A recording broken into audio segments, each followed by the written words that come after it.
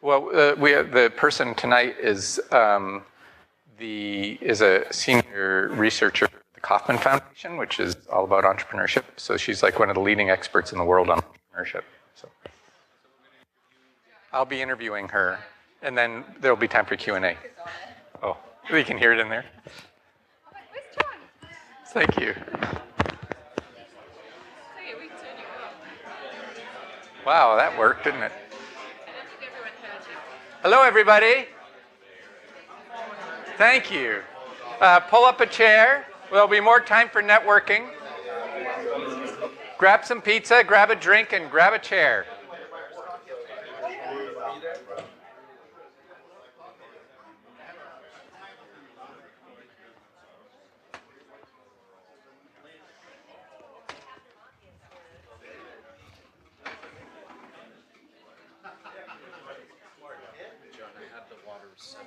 Okay.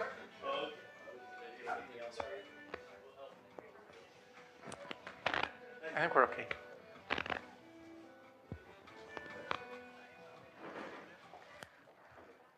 You're not going to have an equator coffee and tea? What's that? You're not going to have an equator coffee? I would not sleep for a week.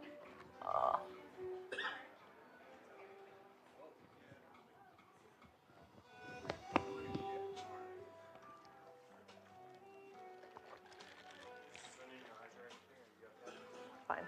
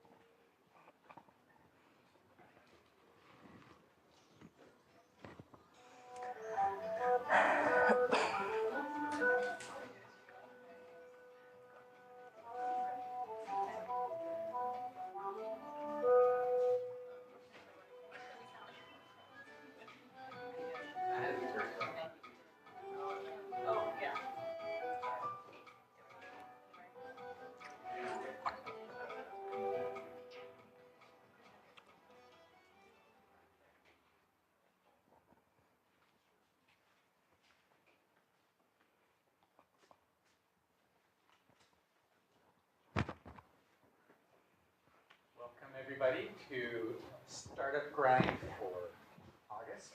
This is kind of beginning a new season for us, and we're very pleased and privileged to have with us Dr. Alicia Robb. Before I introduce her, I'll just say a couple of things about the Venture Greenhouse, in case you're not familiar with the Venture Greenhouse.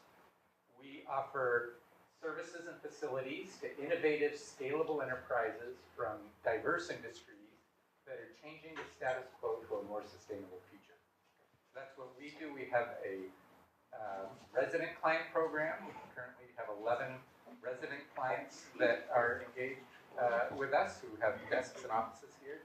We also have an affiliate program. We just started today, actually, another round of affiliate clients. We work with a total of about 30 companies per year here.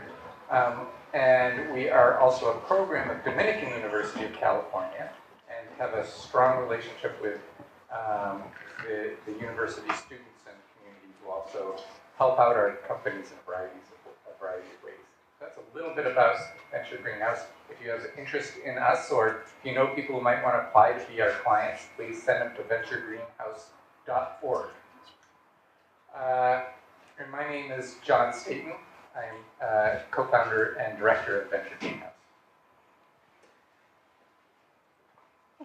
Dr. Alicia Robb is a senior fellow with the Kauffman Foundation and the principal investigator on the Kauffman firm survey.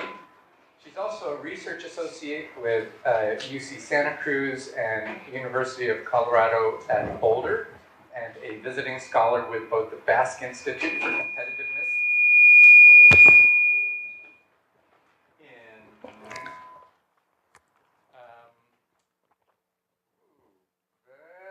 in San Sebastian, Spain, and the Federal Reserve Bank of Atlanta.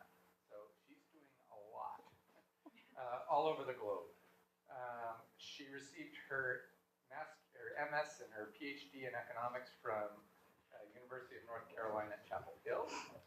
She's previously worked with the Office of Economic Research in the SBA and the Federal Reserve Board of Governors. She's a leading expert in small business financing in the U.S.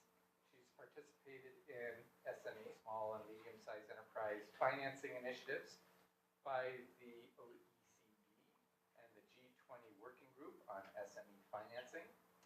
In addition to numerous journal articles and book chapters, she's co-author of Race and Entrepreneurial Success, published by MIT Press, and A Rising Tide, Financing Strategies for Women-Owned Businesses by Stanford University Press.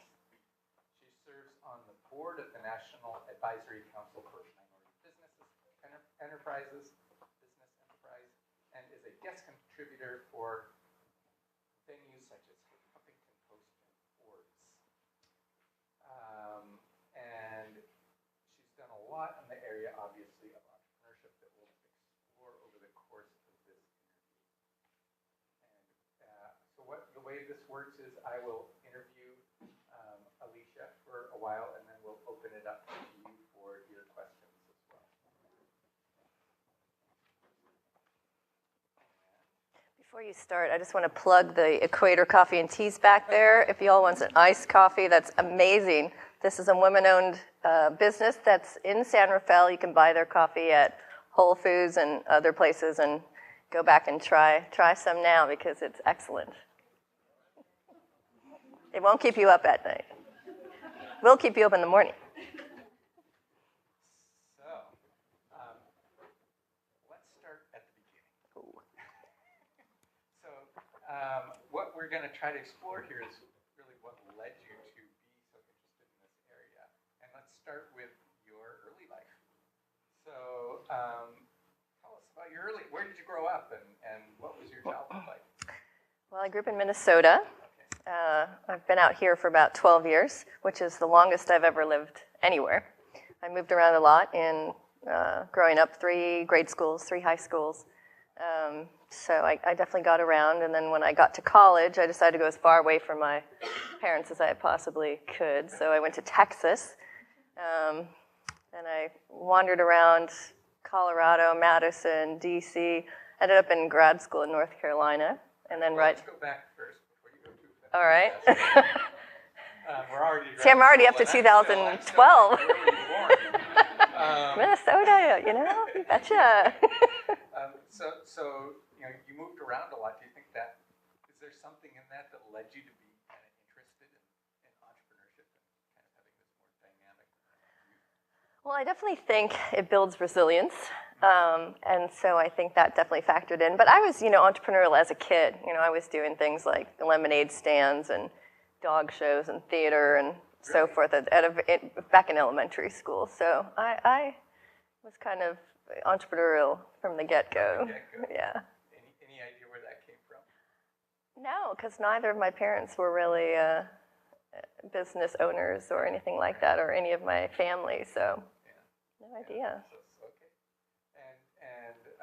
So you started being interested in very early, and then you kind of got away from the family, you got to Texas, you went to college. What were you studying there? What was your interest? So I went to this school because they had this major called Multinational Organizational Studies, and it was also in San Antonio, Texas, where I wanted to be a minority in it somewhere. And I wanted to be immersed in Spanish, so I went as far south as I could, so I could be around Spanish-speaking people, and this major was pretty much like international studies or international business, but it had a language component. You had to do an internship abroad, and I interned with the Ministry of Economics in Honduras, but also it had a language and culture requirement as well. And then I went home at Christmas that first year, and my dad said, "What are you going to minor in?" And I said, "Oh, peace and justice studies." And he's like, "No, absolutely not. My God, do something practical." So I minored in economics, which then became my double major, and then I ended up going to grad school in economics and getting a MS and PhD. I didn't. I initially did, and then it was just too early. So I ended up working for an economic consulting firm in Madison for a couple of years. And then I ended up leaving that to go to Central America for a summer to start my own social venture at the same time I was starting my Ph.D. in North Carolina. Wow. Yeah, I wouldn't recommend that. Well, tell us, so you founded an organization. I did. I assume this was the Foundation for Sustainable Development. So I founded it in 1995 as I was starting my PhD. I traveled around Central America before I started grad school looking for where to start it. Ended up in Nicaragua for various reasons. And started it as I started grad school, and then slowly built it. Well, what led you to want to start it? What was the motivation? Well, it was that internship in college. So it was my senior internship. I was doing this internship with the Ministry of Economics in Honduras, and everything that could possibly go wrong went wrong in Honduras. And I was supposed to go to Peace Corps when I graduated from college. I came back very disillusioned with development, with government, with Latin America, and canceled my Peace Corps. And went to this economic consulting firm. Well, that's kind of ironic, given what you did later in your career. It is. We'll get to well, that. That's why I started it, because as the years went on, kind of the bad things kind of became less, bad. And I remembered all the good things about I did a lot of internships and volunteering and teaching, pretty much from my junior year in high school through, even after I had the Honduras experience. In grad school, I got some Tinker fellowships to do dissertation research. So I went back to Latin America, to Honduras, and to Nicaragua. So as I was going back to grad school, I thought, wouldn't it be great if we could offer college students who want to do good, who want to do international development, an opportunity that's in a positive, has a positive structure, so that they have a very good experience, so they have impact, so they get the language skills, everything that could go wrong, I tried to mitigate by designing a program that would offer college students and graduate students practical work experience in local grassroots community development organizations. And so we started in Nicaragua and went from there. We have 10 offices around the world in 6 countries, and we send hundreds of people abroad every year through these programs. So it's still going? Oh, yeah. Wow, that's very exciting. Yeah. And so really, you had these combined interests. One is kind of social equity issues, and also in economics and entrepreneurship. And so this was, in a way, kind of showing both of those. You're helping economic development in these countries, helping with social justice and getting students there, having the experience that you wanted to have but didn't have. Right. So, and there's a key in there around looking at things that don't work and the opportunities that are there. There was clearly a niche market for what we offered, and it really struck a chord with a lot of people. But, it's kind of this parallel life. So I started this social enterprise as I started grad school, and I grew it over the years where I was in school full-time, and then when I got my PhD, I worked for the Federal Reserve Board when Greenspan was there, a full-time job. So I was working full-time and running this nonprofit, which was in 6 countries at the time. And so, so anyway, long story short, I moved out to California and spent a couple of years scaling it and getting it to the point where we could hire staff here and an office here. We had staff in all the different countries, but not here. It was basically me and some volunteers. So this was a social enterprise, and a nonprofit enterprise. What was it, revenue generating? Right, 90+% of our income was generated revenues from our program fees. Yeah, so we didn't rely on grants at all. But then as we wanted to do more grant writing and technical assistance, as we wanted to give more grants and do more technical training and human capital development of the communities, there wasn't enough revenue from the programs, and so we did start seeking outside funds. But it is still mainly revenue generation. So what were some of the kind of key lessons that you learned as a young social entrepreneur getting this thing going? Well, I learned how to bootstrap really well. I ended up just funding all of my travel to these countries through, like the Tinker Foundation grants or grant from contract through USAID, and so I was very good at bootstrapping and was, vigilant and putting money in the bank to have security so that we didn't have issues with, liquidity issues. And so bootstrapping, yeah. And being really resourceful. Really, really resourceful. And relying a lot on interns and volunteers. There's so many people that want to do this kind of work that, are willing to work for free to get experience, and we just leverage that passion and energy to really build the organization.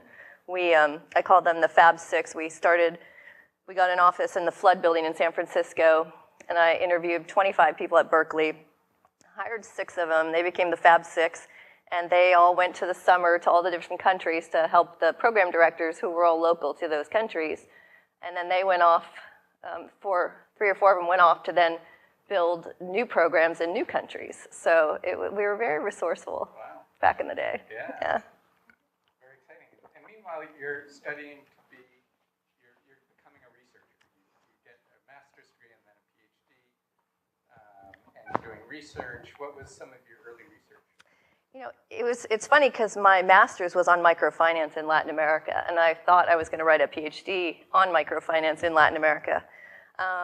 But I ended up getting a great gig at the Small Business Administration at the Office of Economic Research to basically fund my dissertation. So here you were earning like $12,000 as a research assistant, and they offered me a normal salary with benefits to go basically write my dissertation in DC.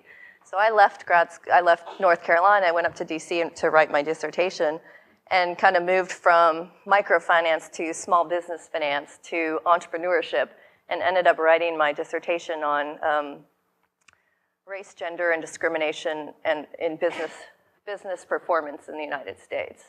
And then that intrigued the Federal Reserve Board, who recruited me out of my PhD before I was actually even done. They let me finish, but I never even went on the market with like normal PhDs because I just got recruited out from the SBA to the Federal Reserve. So first you were recruited by the SBA while you're getting to basically write your dissertation. It sounds like a pretty good gig you had going. Oh, my gig even now is even better. Oh, I my dream job. But anyway. I have everybody's dream job. So let's start with that dissertation period. What were some of the really interesting results that you kind of came up with in your research? Well, I ended up writing a book afterwards because the racial differences in entrepreneurship and entrepreneurial performance, as well as gender differences, are just striking, even in the United States. So if you look at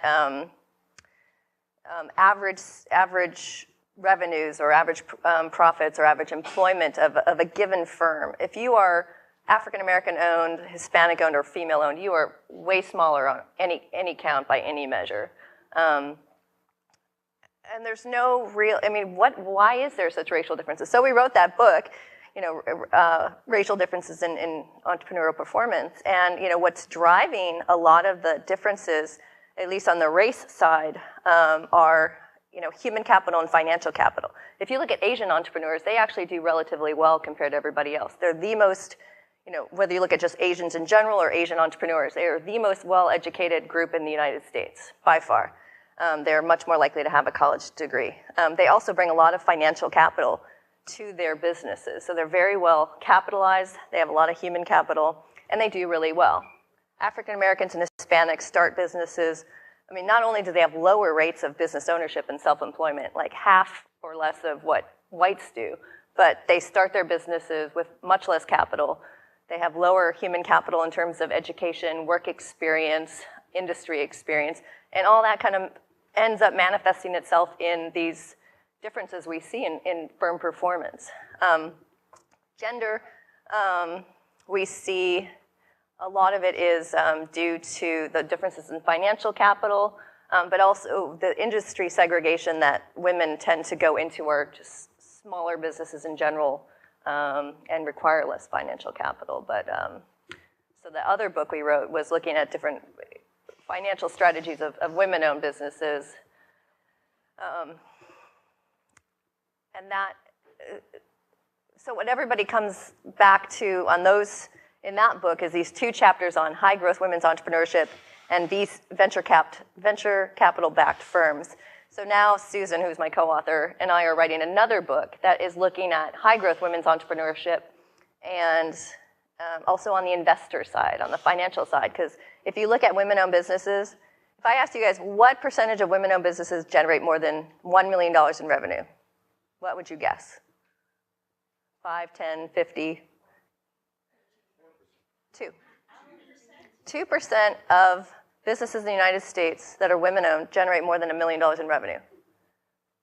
They generate 5 or 6% of revenues, 5 or 6% of employment, 5 or 6% of payroll. We're not actively participating in this economy whatsoever. We are less than 10% of venture capitalists. We are maybe 12% of angel investors. We're just not part of this economy. And so we want to change those numbers and get more women into high-growth entrepreneurship and as women as investing, because we have a lot of purchasing power. We have a lot of wealth. We're not using it to invest in businesses. What do you see as some of the key reasons? Well, in my interviews with a lot of angel investors through these groups like Golden Seeds, which is one angel group that invests in women, there's just the lack of confidence, lack of knowledge, lack of, here are these successful women who have made tons of money in the private sector, 25 years of corporate experience. They're like, oh, I don't know I don't know how to be an angel. I don't know what to do. And so a lot of it, I think, is just education, like showing people that, hey, you have these great skill sets. You know how companies work. You know you can add value as an advisor to these companies. And you have the wealth to invest and help them along. So I'm wondering, because let's say there's a man who's in a similar position. They might not have any more education, but is it their networks that you think that has a key role? That is another key issue, that women are not part of the old boy networks. So they're not exposed as much to that. I like to tease people that whenever I go to these entrepreneurship and investor conferences and meetings and so forth, it's the only place I've ever been in the entire world where the bathroom line for the men is longer and there's no line for the women. Only place in the world ever is these conferences, and because we are so underrepresented. You go to pitch days.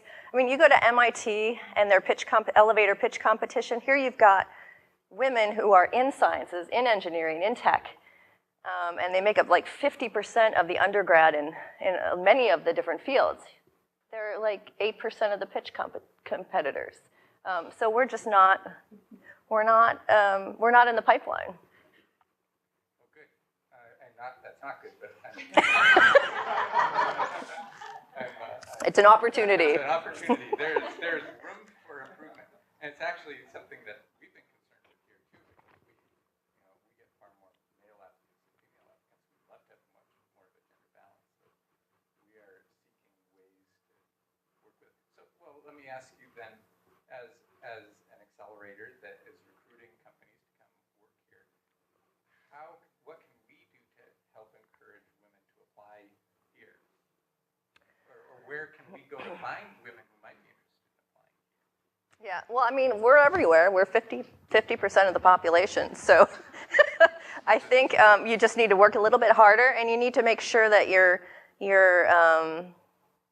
materials are not overly biased towards men. Are there women on your marketing materials? Are there women on your website? Are there women, testimonials? I mean, I think part of it is we don't always want to be the only woman in the room, which a lot of times we are when you get to, angel investor groups that are not, specifically targeted at females or accelerators or pitch competitions, et cetera. So I think part of it is the materials. Well, there's a woman who used to work at Kauffman who is starting this crowdfunding platform called Portfolio that's targeted at women. And when they did their market research, they brought up all the different crowdfunding platforms and accelerator programs and looked at how they were marketing. And it was very male tendency towards like big, fast cars and other stuff that was very kind of male feeling. Simple. Yeah, and so I think part of it is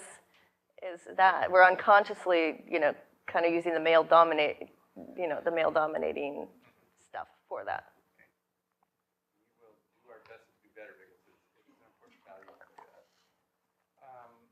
So you went to work for SBA and Fed, and what was it like working inside of those organizations? As someone who's entrepreneurial yourself, what was it like working in I like working for Kauffman a lot better. It's funny, at the Fed when Greenspan was in his heyday, we all thought, we all drank the Kool-Aid. We all thought he was the smartest guy on the planet, and he was one of the main reasons, behind the meltdown. And, it's kind of disheartening to realize, oh, we should have seen it, we shouldn't have had such blind trust but I mean, in the sense of a big organization with like 250 economists who are all really smart, that if you had any question about anything, you knew that you could go somewhere and ask. But that kind of resource was amazing. But it's a little more bureaucratic and less entrepreneurial than, say, the Kauffman environment. Right. Well, okay. Well, let's start looking at that. So, for the last many years, it looks like you've been doing three things. You have your own consulting business. You have been doing research for UC Santa Cruz, but it seems like your main gig has been research for Kauffman. Yeah. No, I'm full time with the Kauffman Foundation. But because I'm one of the few who don't live in Kansas City, Missouri, and telecommute, I am a consultant. So I am full-time with them, but then I'm allowed to take a few side projects. So I've done a couple things for the SBA in the last few years. I just did this really interesting project for the World Bank looking at entrepreneurship education and training programs in sub-Saharan Africa. What are best practices, what elements of entrepreneurship education and training are most effective in promoting high-growth entrepreneurship and improving entrepreneurial performance of entrepreneurs. So it's I get to live in Marin, work for Kauffman, travel the world. It's pretty good. Makes my grad school gig look, it's just okay. Yeah, right. So in Kauffman, what are your main areas of interest in research? So I'm in research and policy. So half my time is actually doing research. So I write journal articles, I write books, book chapters, so forth. I'm working on my third book on high-growth women's entrepreneurship. But I do journal articles on everything from entrepreneurial finance to, I still focus a lot on the racial and gender differences in entrepreneurship. Starting to look more at entrepreneurship, education, and training internationally. The Kauffman Foundation's very U.S.-centric, but they are kind of broadening their scope as well. What's the Kauffman Firm Survey? Tell us a little bit. So the Kauffman Firm Survey is, not to bore you all, but it's the largest longitudinal survey of startups in the world. We started surveying 5,000 startups in 2004, and we tracked them over 8 years. So we got very detailed information annually on the firm, the owners, the financing, innovations, you name it. So we have this huge data set of these 5,000 firms that we've tracked over time through exit, through closure, those that survived, those that grew. And we've created a public resource for researchers to use the micro data of this data project. There are very few longitudinal surveys out there. There's very few of young firms because it's just very hard to do. But we spent a lot of time, energy, and money over the last 8 years doing, I think, a really good job in tracking these 5,000 firms. And so what are some of the results? Interesting results. Well, we found, even though we oversampled for high tech, very few firms grow.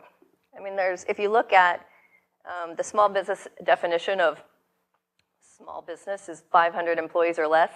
99.7% of businesses are small. I think 95% have less than 100 employees. So not a lot grow. And what we really are interested at Kauffman are these really high growth businesses that create innovation, wealth, employment, and so forth. Initially, we were going to survey them for just 4 years, but so few of them grew.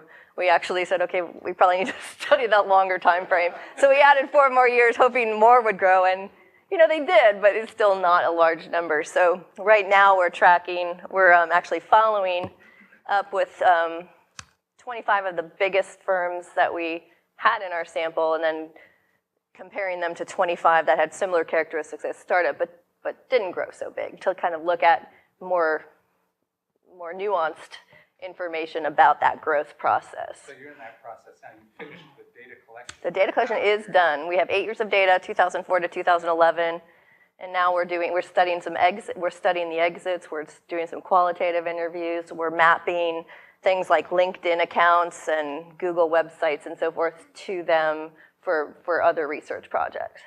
Yeah. Anything else interesting from that your preliminary results you want to give us? No, I mean, those are so preliminary. But as far as the research in general, you know, we found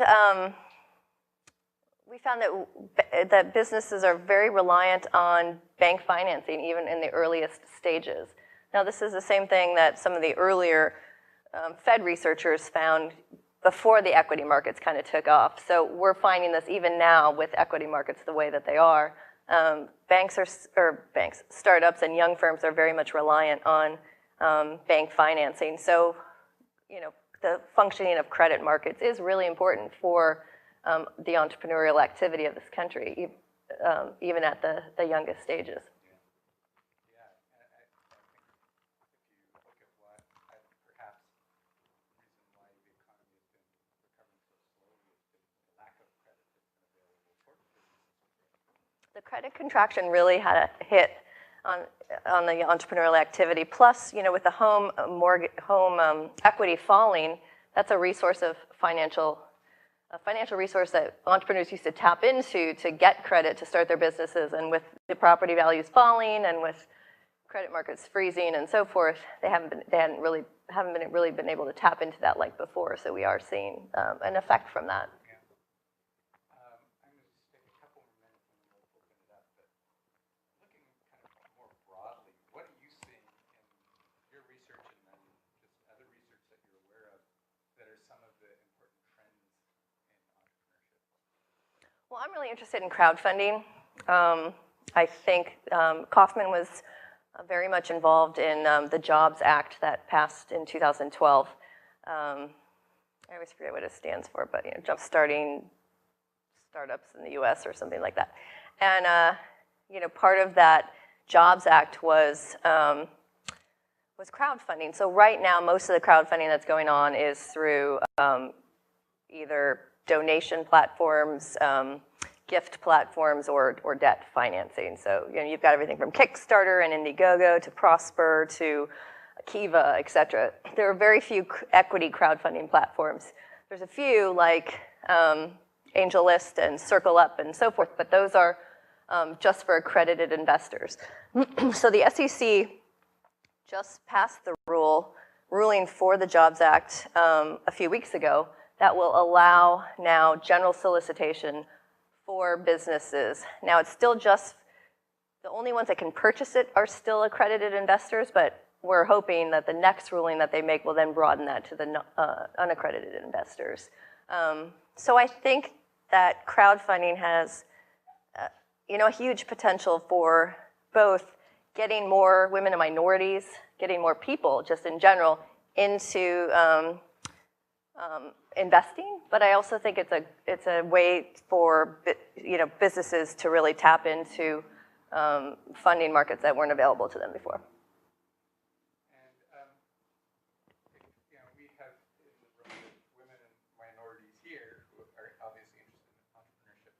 Do you have any particular suggestions for them in terms of you know, keys that might help them to be successful in launching their enterprise? Well, I mean, I think on some level it's the same as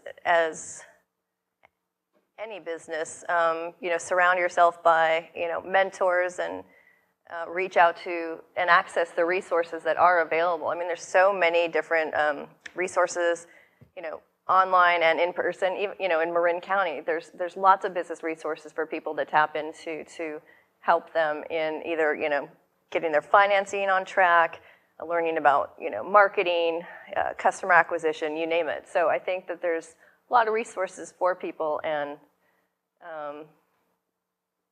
people just need to ask for you know, advice and assistance from people, and I think people are really generous with their time and expertise. Okay, good. So, and again, Venture Greenhouse is a resource.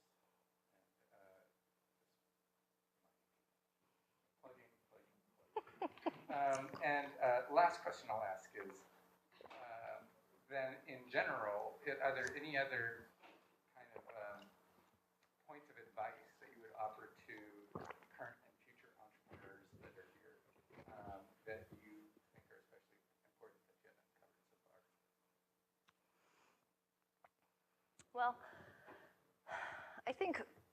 what the government wants to see, what Kauffman wants to see, what the economy wants to see is more high-growth entrepreneurs. But the reality is most people want a stable job and with benefits and not to pursue entrepreneurship. The fact that people are here in the room means that you're not like everybody else.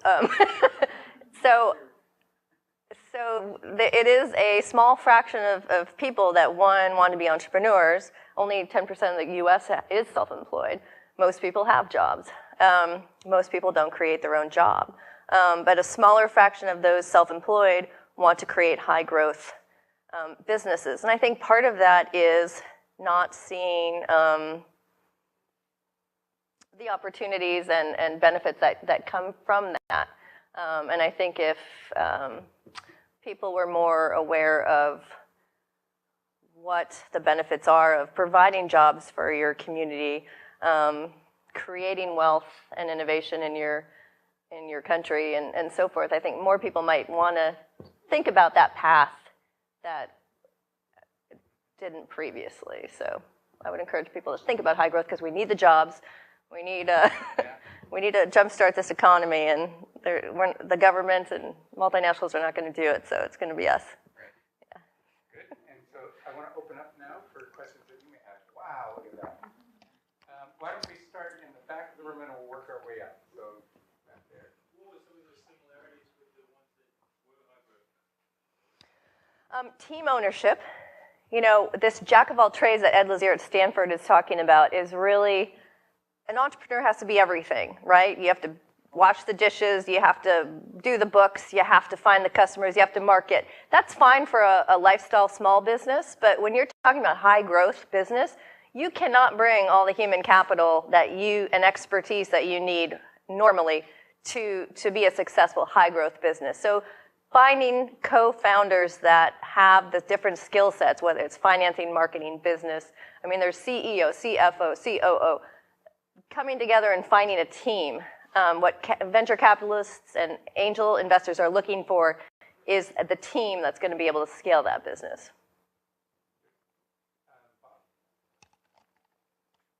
You mentioned crowdfunding, and our small company is just about to create a 2-minute, 130-second video to submit for Kickstarter and Indiegogo. When I started working on it, real jazz, just about raising that money for a 30-day window. Suddenly, this light bulb went off, and we saw that what we are going to develop with the donation is a side venture in itself. It's actually a product that has to do with the company, but it is going to be an income stream, a revenue stream I had not thought about on the front end. So I just want to offer that and I would encourage everyone else to do it too. And if people who have videos on Kickstarter and Indiegogo are more successful than those that do not. I advise small business owners, smaller than the ones that you're working with, range from like 20 to 60 employees, and they're not venture capital funded. They're not high growth. I would say they're medium growth, but they are growing, and so they create a lot of jobs. And compared to venture capital funded ones, I would say there's a lot more of them. There are. And so they're kind of between the VC funded and the mom and pop lifestyle businesses. Mm-hmm. So I'm just wondering, does the Kauffman Foundation, are they interested in working with, or kind of looking at that kind of tier below just the ones that you've been studying? I think once you get past 10 or 20 employees, you're not talking about a lifestyle business anymore. You're talking about, a medium-sized enterprise. And I think those do create a lot of jobs. I mean, half of the employment in this country is in small business, small and medium enterprises. So we're employing half the country, or half the labor force. In terms of growth and capital and slower growth, I think the strategies and so forth are different. I don't think businesses that have a track record, that have 20, 30, 40 employees, that have been established and are doing well have any problem getting financing at all recently. I think during the crisis, before the crisis, no problem. During the crisis, nobody got any credit. And then now I think if you have an established track record and you're of that size and so forth, debt financing is very much accessible to the people. And a lot of those people aren't going to want any kind of equity financing anyway because they're not wanting to give up control or equity. Yeah, and they're just using retained earnings and so forth. So they're an important part of the economy, and there's lots of groups in the government and so forth that have lots of support programs for them. And it's not that Kauffman's not interested, but given all the SBA and lots of other programs that focus on SMEs, our kind of focus is that high growth, highly innovative subset. I've successfully funded Kickstarter projects, and I'd be interested in your comments about why you think for equity investors Why do I think for investors?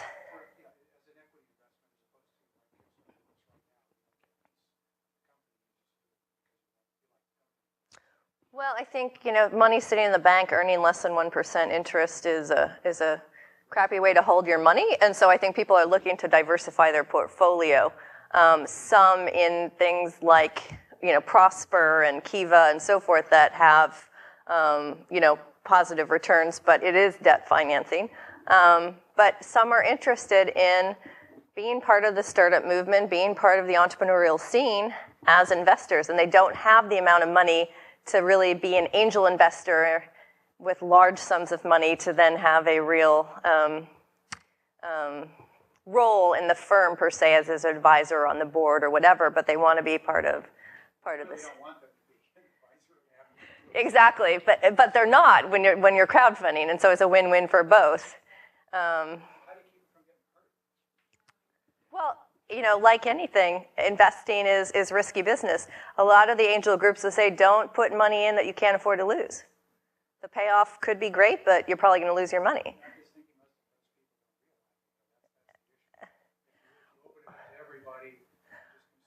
Well, the SEC, that's part of why there has not been the ruling yet on non-accredited investors, because for some reason they think accredited are smarter and they know that their money could be lost. They're not.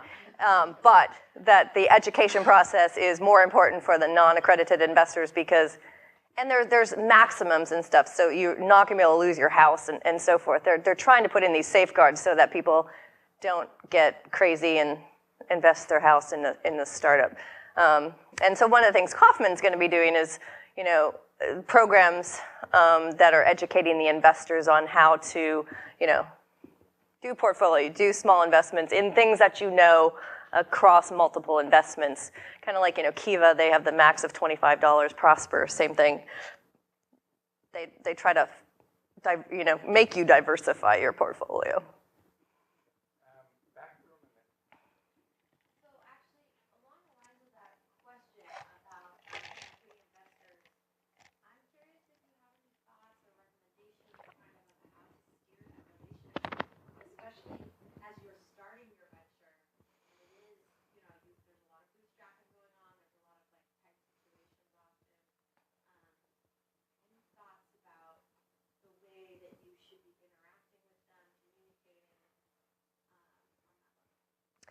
Educate yourself, getting involved with an accelerator program or, some group that does give you some financial capital for a very small equity stake. You don't want to be like letting someone give you $50,000 for a 45% stake in your company because then they've just ruled out all follow-on funding possibilities forever and you're not going to be successful. So there's a lot of resources out there, and to educate yourself on, what a good term sheet looks like, how do you value your company, who are the, groups, either angel groups or accelerator programs that are best suited for your type of company. There's a lot of resources out there and a lot of it's just online, so it's free and available, and the more educated you are, the better decisions you're going to make.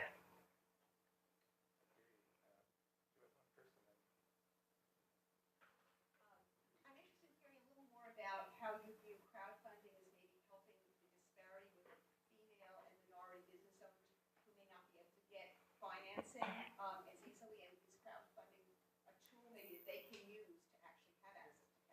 I do think it is. If you look at the capital structure of firms and you look at females or you look at minorities, they're much more likely to have, be self-funded or friends and family internal sources rather than external through banks or angels or whatever. But if you look at the wealth levels, African Americans and Hispanics have less than 1/10 the wealth levels that whites do. So already they have less money to invest, they have less money to leverage, and their friends and family are probably from the same socioeconomic class, and so they're much more limited. So I think crowdfunding widens the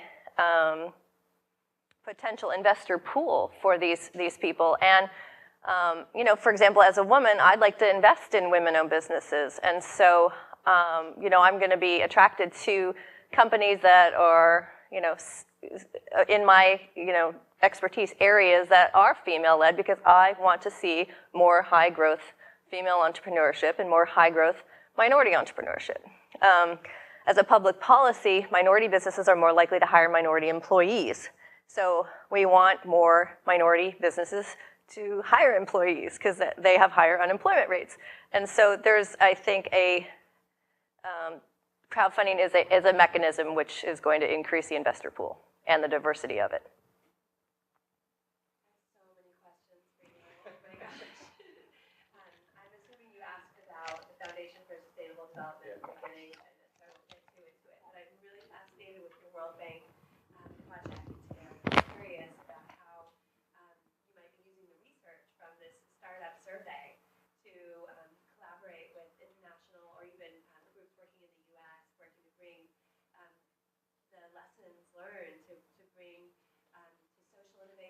To bring to how do we inspire and provide tools to entrepreneurs that are typically just don't have access or are in lower socioeconomic groups. And I'm particularly interested in, I'm working in Nepal and in Africa, and bringing in technology with some online education and some crowd donor and kind of ethical investment down to that grassroots population. So I'm just with your project and wondering what kind of relationships you see in your former kind of career and all that you've done and what you're doing now. The World Bank project was two components. The first one was a global study. What are the best practices? Looking at every single research project, government report, nonprofit report, you name it, of everything that's been done. And what was scary is that even though there's been hundreds of millions, or I don't know how many, a lot of money going into these entrepreneurship education and training programs, there's very little rigorous research that shows any impact whatsoever. And that's partly because funders don't want to spend money on program evaluations and randomized experiments to look at impact and so forth. But what we found, my project was the second part, which was 3 case studies in sub-Saharan Africa looking at how country, cultural and contextual factors affect best practices and how are they adapted due to those considerations. And if you look at the rigor in the evaluations, there's basically maybe on 2 hands the somewhat rigorous evaluations of all the millions of dollars that have gone into these programs that have looked at it, and what the impact has been pretty minimal.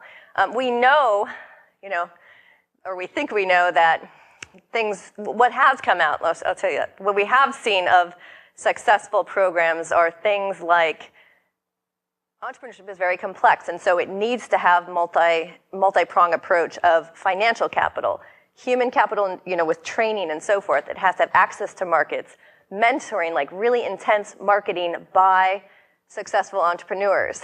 When it's teaching and entrepreneurship education, not by teachers who have never owned a business, but by people who've actually owned a business and know what the heck they're talking about.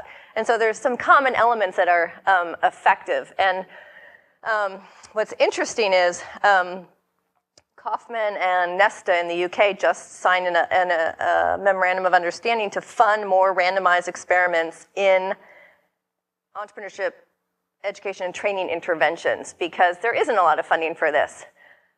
When I started going around to talk to various groups that might be interested in funding it, everybody wanted more. They wanted to be involved, they wanted to be part of a research group and so forth. And so what's come out of that is something that we're initiating right now in the midst of it, the Global Entrepreneurship Research Network that is going to bring all the best practices together. It's going to fund rigorous research to look at what actually is effective, and then share that knowledge, make it accessible to policymakers and program designers so that they design effective programs, so policies are implemented that actually support an entrepreneurial ecosystem that facilitates entrepreneurship.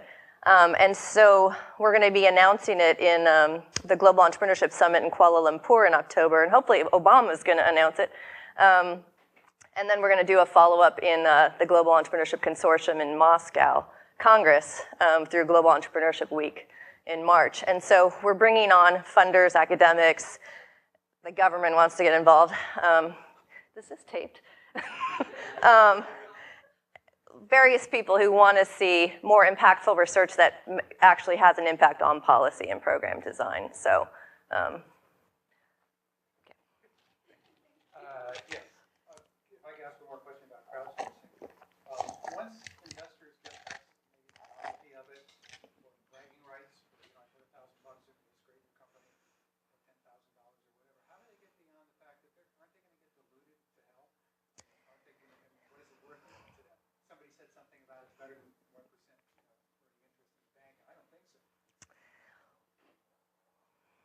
well, I think that's where the crowdfunding platforms that pool resources and are able to put in non-dilutive aspects into the contract are going to come into play. I think a lot of crowdfunding might be that lower tier that's never going to get to the big, never going to get to certainly venture capitalists, but maybe not even get to the super angels or angel groups that are just looking for, 50 to 100K,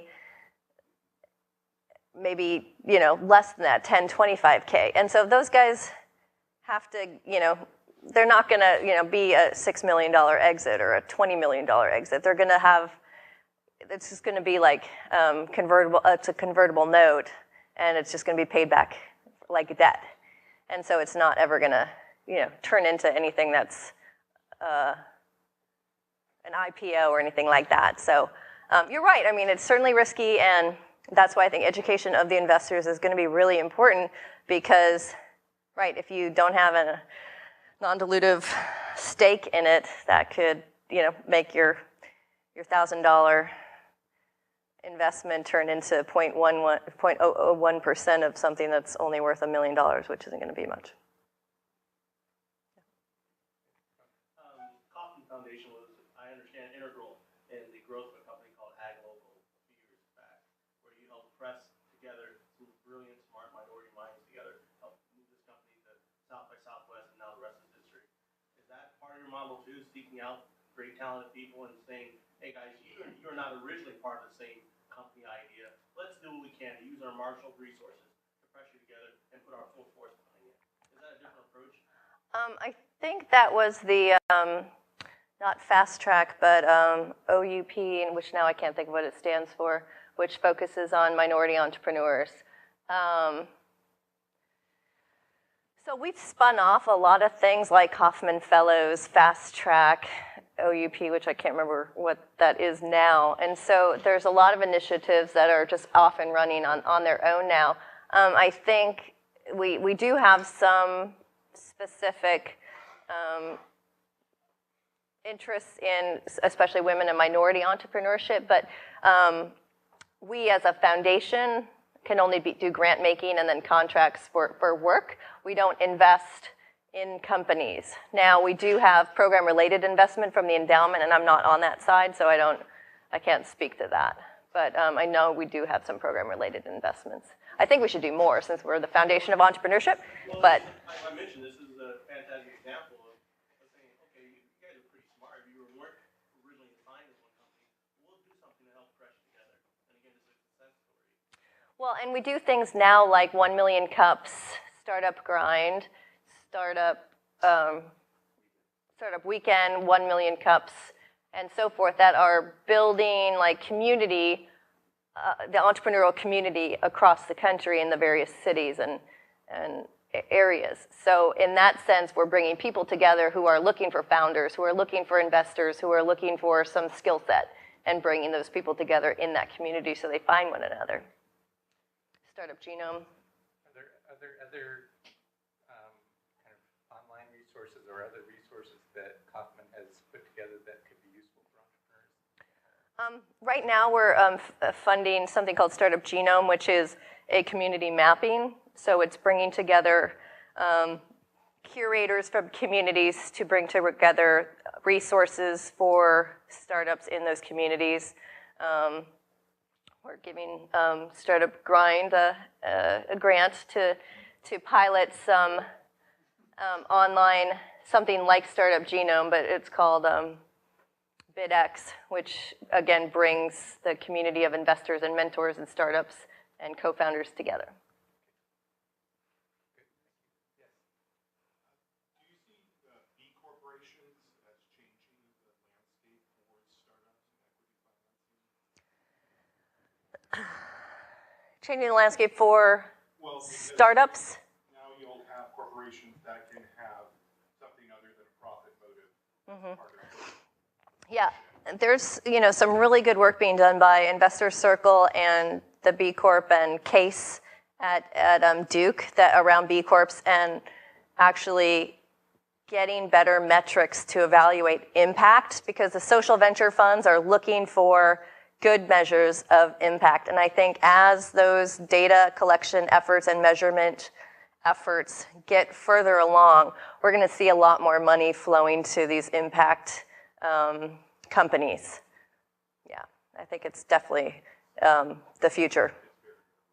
It's very early, but the progress in the last few years gives me hope that that's actually going to turn into something substantial. Sorry, I came in a little bit late, but I've heard a lot of talk about high growth investment. And I was wondering if you might speak to the idea of sustainable growth. From my experience, VCs, angel investors are really wanting to see high growth, and they've blown up a bunch of companies. Well, and I think just along the lines with this B Corp, I think there's a lot of social investment funds and social investment angel groups that are gaining momentum, that are looking for, that are more patient capital and are looking for sustainable growth. The whole compassionate capitalism movement and so forth, I think, speaks to thinking about all the stakeholders involved with the community, the workers, the owners, the investors, and there's one more, not just the investors. The investors are one part of the ecosystem, but certainly not the end all. Gene and I went to the Conscious Capitalism annual conference, and it was very inspiring that so many people are now really big company leaders are talking about, hey, we need to be sustainable. Speaking of which, my new venture, is actually going to be a plant-based solution to cheese. So I'm in the midst of starting a vegan cheese company with a very famous vegan chef here in Marin County. And by all indications of people like Bill Gates and others getting involved in investing in plant-based solutions to eggs and meat, they've made some big investments in Hampton Foods, which is Beyond Eggs, and investments in Beyond Meat. Unfortunately, no one other than my co-founder have nailed the vegan cheese on taste, texture, but she has, and it's going to be huge. It melts. All right. She's done a brie. Oh, it's just a brie. I mean, I was trying to get her to come and bring some cheese, but she's like on the speaking tour for her book. So you'll have to wait. You'll have to bring her in for as a speaker. Well, this sounds like a great place to wrap up. Let's finish with the cheese course. Sorry I don't have one. I have any for you, but. And I thank you very much. Thank that you. Was really